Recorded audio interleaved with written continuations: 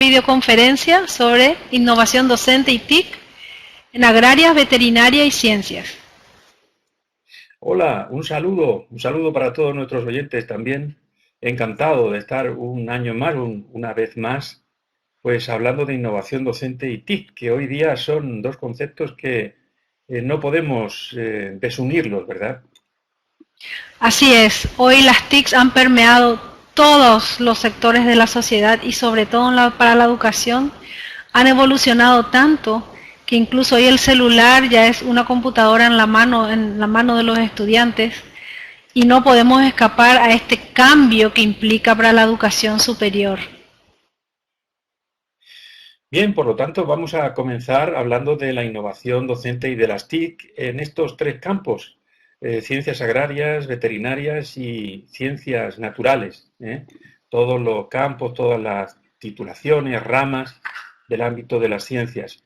Desde luego, no podemos separar innovación y TIC. Van unidos. Si bien es cierto que uno puede hacer un proyecto, una experiencia, una propuesta, puede escribirla más dirigido al ámbito de la enseñanza virtual o más dirigido a la metodología docente o más a la orientación y tutoría. Es, por lo tanto, una invitación a que lean la información que tienen el díptico con las acciones. Es la primera de las cosas que tenemos que hacer, decidir qué acción es donde más énfasis le vamos a dar a nuestra experiencia innovadora, a nuestra buena práctica. A mí me gustaría comenzar con una imagen de que las ciencias agrarias, las ciencias veterinarias y las ciencias, pues son campos que son muy propicios o muy necesario trabajar en el laboratorio, trabajar en el campo y también trabajar como investigación. Por eso vamos a empezar con unos aspectos básicos que, en primer lugar, es decir, ¿qué es innovación docente? ¿No? La innovación docente es incluye algo novedoso, hay que incluir algo novedoso, algo nuevo. Tiene que haber algo también de calidad, tenemos que pensar que nuestra enseñanza es de calidad y también tenemos que conseguir resolver problemas de aprendizaje o problemas que se presentan en el aula. ¿Y para qué se hace esto? Pues se hace para conseguir que el estudiante mejore su aprendizaje. Ese es nuestro centro de atención. Entonces, en nuestro campo, el aprendizaje tenemos que pensar que tiene que ser de tres maneras. Tiene que tener tres características claves. Que sea significativo, es decir, que se relacione información nueva con la que ya posee, que sea sostenido, es decir, que no se le olviden los contenidos, los conocimientos que aprende en la universidad rápidamente, sino que le duren, ¿no? En su profesión, y que sea un aprendizaje mediado. Con esto queremos decir que esté bien dirigido, bien orientado por el profesor. Tenemos que ver que los profesores universitarios son profesores expertos, son profesores que tienen que orientar y dirigir el aprendizaje, corregir errores y llevarle por una senda adecuada en cuanto a su aprendizaje. Esto es lo que queremos decir con aprendizaje mediado. Y como aspectos básicos también señalar una serie de recomendaciones para una buena docencia. Si tenemos en cuenta esta buena docencia, después podremos hacer cosas novedosas e incorporar innovación. Entonces, asegurémonos de que los estudiantes entienden lo que le estamos enseñando, pongamos en marcha estrategias para asegurarnos de que lo entienden, comprobemos que han tenido el tiempo suficiente, también démosle la oportunidad de que conecten con otros campos. No nos quedemos solo en nuestra disciplina, abramos un poco el abanico, puesto que hoy día los problemas son de muchos campos, de muchas áreas. Repasemos lo que hemos hecho y cómo lo hemos hecho, porque de esa manera tendremos un efecto metacognitivo en los estudiantes que tan importante está siendo señalado por la literatura, ¿no? Compartir el significado de lo que se aprende, tenemos que procurar no trabajar en el aula cosas difíciles, sin sentido o al menos sin encontrarle la aplicación aunque sean aspectos más básicos, más fundamentales, pero también tenemos que intentar al máximo posible compartir el significado. ¿Qué significa? ¿Para qué sirve todo aquello que estamos aprendiendo y enseñando? Y por último, también aprender a aprender por sí mismos, enseñarles a que adquieran habilidades para que sigan aprendiendo por sí mismos después de terminar la carrera, ¿no? Bien, de manera sintética vamos a ponernos todos en situación de poner en práctica estas dos cuestiones. Una, que tengo que plantearle a mis estudiantes preguntas claves y provocadoras. Ese es el kit de la cuestión. Es la pregunta más importante según Ken Vine y algunos otros autores. Y en segundo lugar, usar métodos activos. También está señalado por muchos autores que hoy día de poco sirven métodos pasivos, métodos donde el estudiante haga poco y escuche y reproduzca, sino que tiene que hacer, tiene que investigar, descubrir, leer, escribir, pensar, explicar, para conseguir que sea un aprendizaje, como hemos dicho anteriormente, significativo, sostenido y mediado. ¿Por dónde empezar? Siempre voy a recomendar, por lo tanto, también para agronomía, para veterinaria, para todos los ámbitos de las ciencias naturales, empezar por definir bien las competencias de la titulación, las competencias de mi asignatura, de mi materia, ¿no? Y todo eso bien estructurado. Esto es una tarea pues, del órgano superior, del equipo de la facultad, de la titulación, de la coordinación de la titulación, que a su vez tienen que estar coordinados con las competencias definidas a nivel de territorio nacional. La formación deberá integrar armónicamente, tal como dice el Ministerio Español, las competencias genéricas, las transversales y las específicas.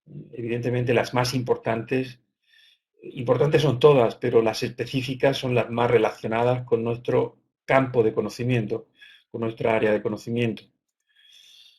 Y a continuación, una vez que en primer lugar tenemos bien definidas las competencias, ya pasamos a la metodología motivadora e innovadora. Para ello, recordemos siempre que tenemos que combinar. Un truco o una estrategia que les sugiero es que piensen en combinar cosas, unir cosas. ¿Qué cosas? Métodos activos, estrategias didácticas y TIC. Por ejemplo, aprendizaje basado en problemas, evaluación de competencias y MOOC.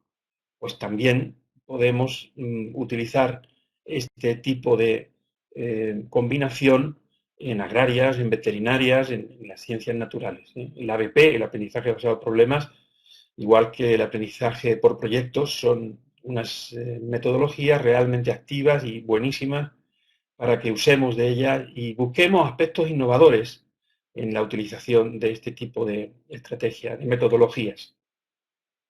Bueno, pues solamente quisiera recordarles que para escribir una propuesta tienen que empezar poniendo un título, poniendo, por ejemplo, aprendizaje basado en problemas en botánica, poner el nombre y apellido de todas las personas que colaboran en este trabajo, en este equipo de trabajo, las palabras clave, que podrían ser aprendizaje basado en problemas, relación de ejercicios y problemas, e-learning, elaboración de mapas conceptuales, por ejemplo. Ya depende, no deja de ser un ejemplo para que se ilustre lo que quiero decir, porque claro, luego cada cual lo va a ir completando mucho más.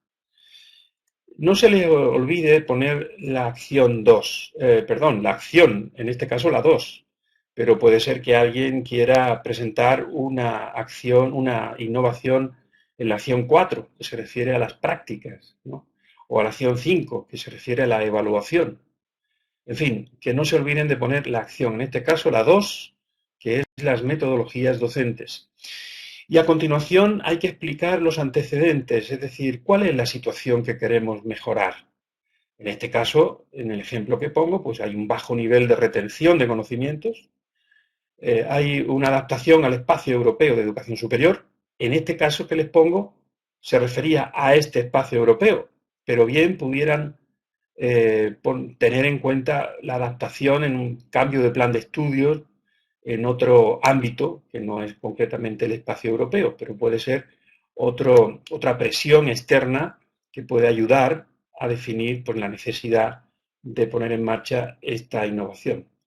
Y, ¿por qué no?, la acreditación de la titulación puede ser también un antecedente que nos haga movernos, movilizarnos hacia la innovación. Objetivos. Bueno, yo aquí pongo un objetivo general, puede ser para 3 años o para 1 año, para 2 años. Por ejemplo, diseñar el currículum basado en resolución de problemas y aprendizaje por proyectos. Imaginemos que en esta determinada carrera, bien sea en agronomía o bien sea en ciencias o en veterinaria, queremos hacer un currículum basado mucho más en estas dos metodologías, en estas dos, resolución de problemas y aprendizaje por proyectos. Por ejemplo, este objetivo general habría que desglosarlo luego en algunos específicos, en los cuales ahora pues no me detengo. Y solamente sí me detengo en recordar ese paréntesis que pone para 3 años, para indicarles que hagan siempre una planificación, que piensen en lo que vamos a innovar este año y el año que viene y el año que viene. 2, 3 años, al menos 2 o 3 años, se sugiere que hagan una planificación. ¿Para qué? Pues para que cuando acaba este primer año, pues tengamos dibujado la posibilidad de incorporar una novedad para el año siguiente. De esa manera estaremos aportando a nuestra institución unas innovaciones más institucionalizadas, con más posibilidades de permanecer y de continuar aquello que está funcionando bien, ¿no?, y que es novedoso. Bueno, la descripción del trabajo, pues hay que hacer pues, una descripción con la distribución de horas de trabajo del estudiante, en este caso, o con lo que sea necesario. Y la metodología, revisión y definición de competencias, el peso de las diferentes asignaturas en el plan de estudio y los diferentes sistemas de aprendizaje, ABP, talleres, prácticas de campo, lo que necesitemos. El cronograma, no se nos olvide incluir el cronograma de lo que hace cada miembro del equipo y un poco todo el cronograma de implementación de esta propuesta. Y los productos pueden ser guías docentes, páginas web, y quisiera detenerme un minuto en hablarles de los recursos docentes innovadores. ¿Qué quiero decir con esto? Que a mí me parece que el ámbito de las ciencias, en agronomía, veterinaria, debieran de utilizar innovaciones que tengan que ver con la elaboración de recursos o materiales didácticos que sean innovadores. Por ejemplo, esto que estamos viendo ahí es un ejemplo de un posible vídeo, un vídeo con un vídeo grabado con un experimento, e incluso se puede subir a YouTube y los estudiantes pueden trabajar en torno a él. Una innovación docente puede ser perfectamente elaboración de vídeos mostrando cómo se hacen esas prácticas. Aquí vemos otro ejemplo de otro vídeo, de otro tema, de otro experimento diferente, sea en cualquiera de las áreas que estamos mencionando. Y aquí sugiero también pues, una posibilidad de elaborar recursos para el móvil, donde el trabajo de campo pueda contar con fotografías o con pequeños vídeos y se puedan intercambiar entre los estudiantes, el profesor. Bueno, pues ven cómo les sugiero que innoven pensando y combinando cosas, ¿no? Y entonces, en este caso, elaborando recursos didácticos innovadores. En veterinaria, por ejemplo, creo que hay una pregunta que podemos tener siempre como referencia, lamentablemente, porque tenemos esa necesidad de cómo erradicar el dengue. Todos los estudiantes a investigar, en lugar de darle una teoría muy larga y que investiguen, que hagan, como ahora vamos a ver por la doctora Carmen Varela, vamos a ver algún ejemplo sobre el Flipped Classroom. Vamos a ver qué es eso del Flipped Classroom. Anatomía animal y fisiología, pues bueno, elaboración de vídeos 3D con ejercicios o el software, todo lo que sea poner en forma audiovisual todo lo que es la anatomía animal y fisiología, pues aquí hay un campo también que puede servirle de ejemplo, de ilustración para que ustedes piensen algunos otros. En biología, pues el aprendizaje por proyectos de investigación, más unas jornadas, ¿no? Unas jornadas donde los estudiantes expongan con un mural, con un póster o con una comunicación oral aquellos resultados de su investigación, ¿no? Y finalmente, una vez hecho todo eso, descripción, que me he detenido un poco en poner ejemplos sobre lo que puede ser el interior de nuestro proyecto, la descripción del proyecto con toda la metodología, recursos, etcétera, hay que hacer una valoración final del proyecto. Por ejemplo, vemos que favorece el aprendizaje activo y ponemos muestras de en qué medida encontramos que así ha ocurrido. Mejora la retención. Recordemos que en los antecedentes partíamos de la idea de que había un problema de retención y bueno, lo que intentamos es que con esto que hacemos retengan mejor nuestros estudiantes y que adquieran mejores competencias para la profesión, incluso se fomente la interdisciplinariedad. No se olviden de poner la bibliografía y nada más que recordarles que para ser un buen profesor innovador hay que tener un aprendizaje colaborativo, hay que fomentar ese aprendizaje entre los estudiantes, hay que fomentar también un aprendizaje basado en competencias. El Flipped Classroom, que se transfiere en tareas que habitualmente se realizan en clase al trabajo en casa, le damos la vuelta, en lugar de hacer, enseguida lo vemos. Y por último, la utilización de las TIC en el aula.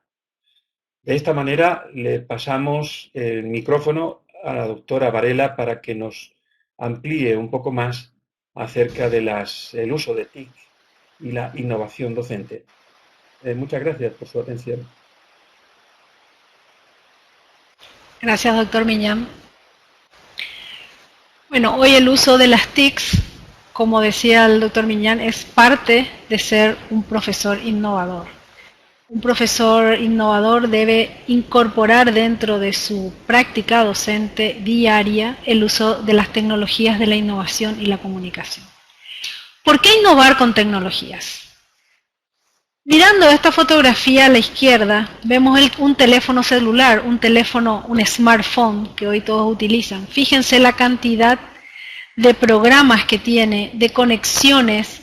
El joven hoy puede saber qué tiempo va a ser, puede navegar, tiene GPS, puede conectarse por videoconferencia con cualquier amigo en el exterior. O sea, este aparatito en la mano nos conecta con las grandes bibliotecas de Internet, nos conecta con música. Es impresionante la cantidad de apps, que son las aplicaciones que hoy existen para los celulares. Esas apps que son 2.0, porque ya el mismo usuario es el que está produciendo, está, digamos, programando esos programas. Entonces, nuestros estudiantes tienen en la mano pues una infinidad de ofertas, de opciones con que comunicarse, con que elaborar nuevos contenidos. Es por esto que nosotros como docentes tenemos que innovar.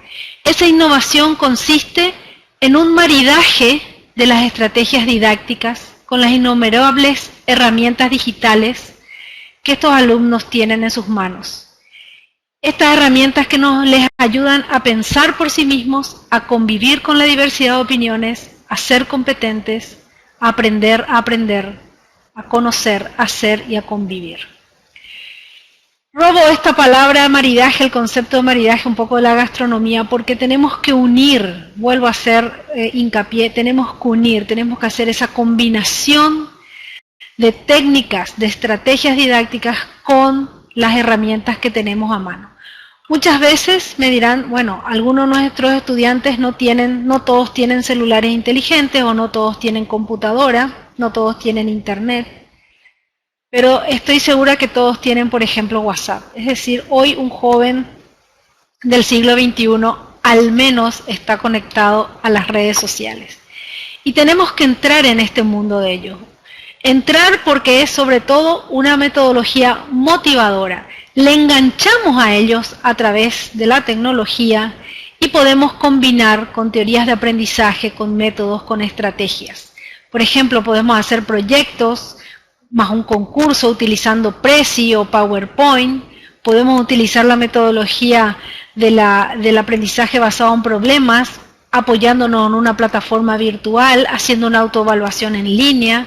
Se pueden hacer estudios de casos, trabajo unido a trabajos de campo, más una videoconferencia, unido a las redes sociales, al WhatsApp, etc. Ya depende del docente cuándo aplicar las tecnologías, de qué manera creativa se apoya a esos momentos pedagógicos tan importantes en el aprendizaje del estudiante.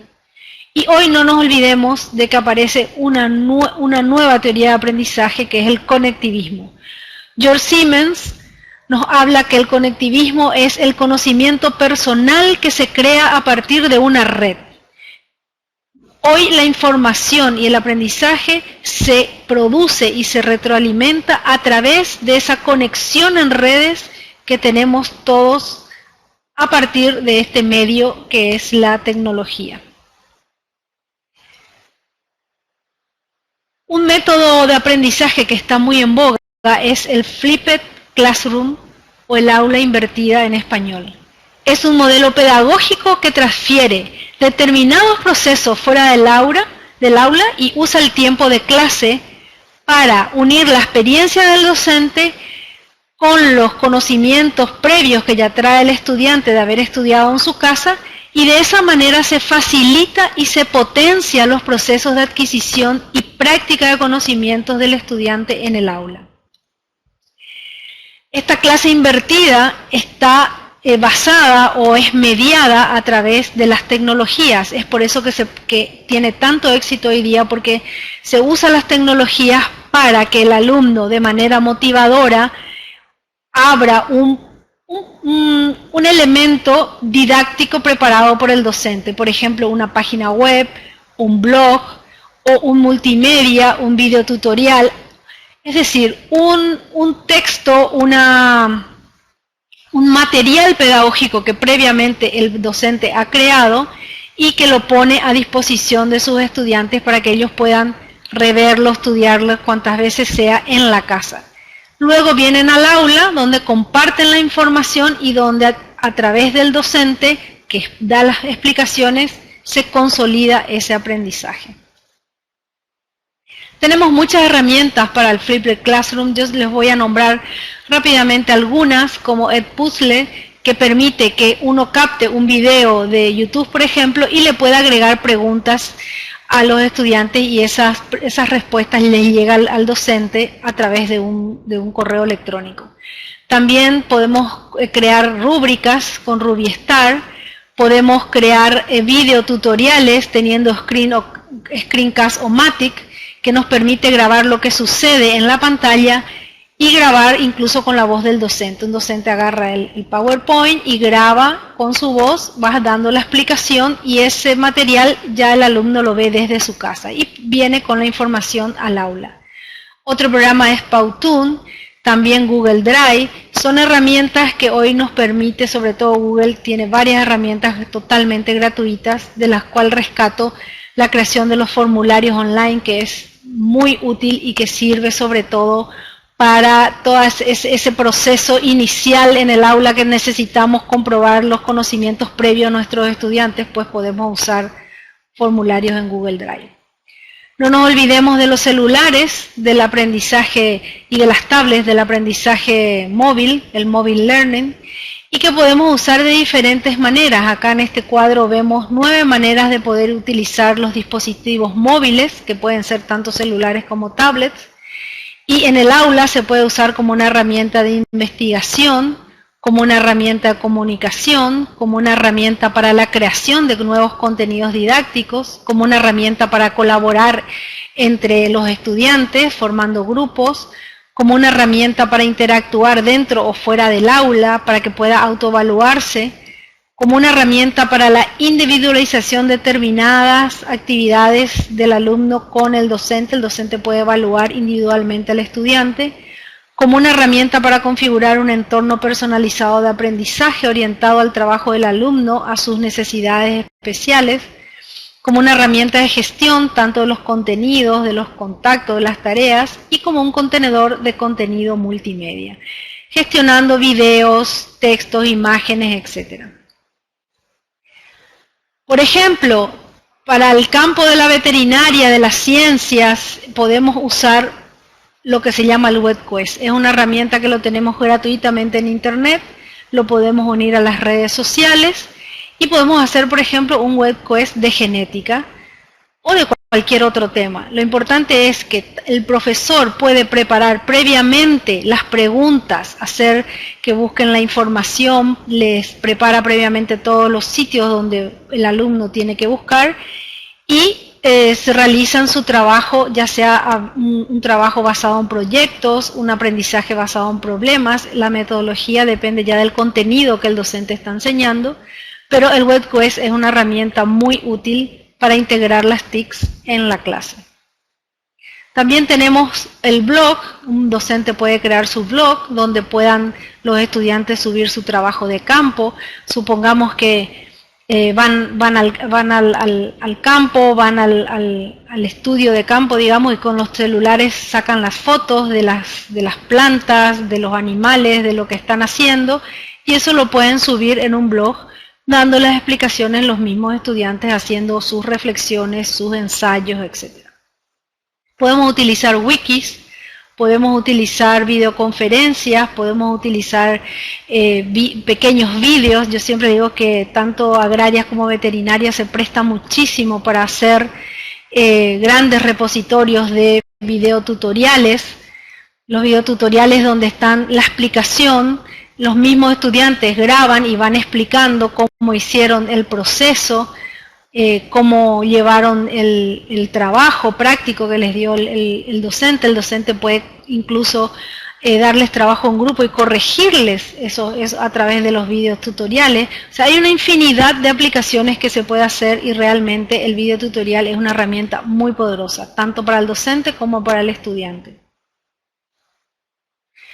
Por ejemplo, un blog, acá tenemos un ejemplo de Mundo Agrónomo, donde los estudiantes o el profesor pueden subir sus experiencias, sus lecturas, sus trabajos que están haciendo. Es muy importante. Hoy, por ejemplo, me estoy acordando ahora que la UNESCO ha hecho un intento, bueno, es una experiencia en que ha trabajado el uso de las TIC con pequeños productores, y a través de las redes sociales les pasa capacitación a esos pequeños productores y al mismo tiempo les hace visible a través de un blog, a través de una página donde esos productores ponen sus productos y bueno, ponen también sus inquietudes, cómo comercializar, etc. La educación a distancia es necesario también introducir en el aula como un apoyo pedagógico, un apoyo a las clases presenciales. Podemos usar plataformas como el Moodle, utilizar videoconferencias y también podemos acceder a cursos cortos, gratuitos, como son los MOOC, que son cursos que son masivos, donde cada uno tiene que, eso sí, poner el aprendizaje autónomo, porque estos MOOC son cursos que están abiertos, disponibles para todos, pero que no tienen muchos de ellos tutorías. Los profesores pueden aprovechar estos MOOC para ponerse al día, para actualizarse en diferentes temas, tanto sea de su materia como en el tema de las TICs. Hoy el docente del siglo XXI, un docente universitario, un docente de la UNA, si queremos ser pioneros en la UNA, si queremos mantenernos en ser un modelo de universidad en el país, todos los docentes tenemos que manejar las competencias digitales. Eso es ineludible. Yo les invito a todos los docentes que se suban a este tren, porque si no nos quedamos atrás y van a venir otros que van a estar más actualizados que nosotros. Entonces tenemos que seguir siendo los mejores como Universidad Nacional de Asunción. Por lo tanto, es importante que como docentes adquieran esas competencias digitales en el manejo de la información, en el manejo de la comunicación, en la creación de contenidos. ¿Por qué no creación de contenidos? Si uno de los docentes, ustedes como docentes preparan pequeños videos tutoriales, preparan un blog, están creando contenidos educativos, lo están compartiendo con sus estudiantes y ¿por qué no con otros docentes? Que puedan resolver problemas técnicos, que sepan básicamente cómo arreglar un problemita que tengan con el internet, etcétera. Esas cosas tienen que saber y tienen que estar preparados. Aprovecho para invitarles, el 8 de agosto creo que es, abrimos nuestro curso de cómo crear contenidos digitales accesibles.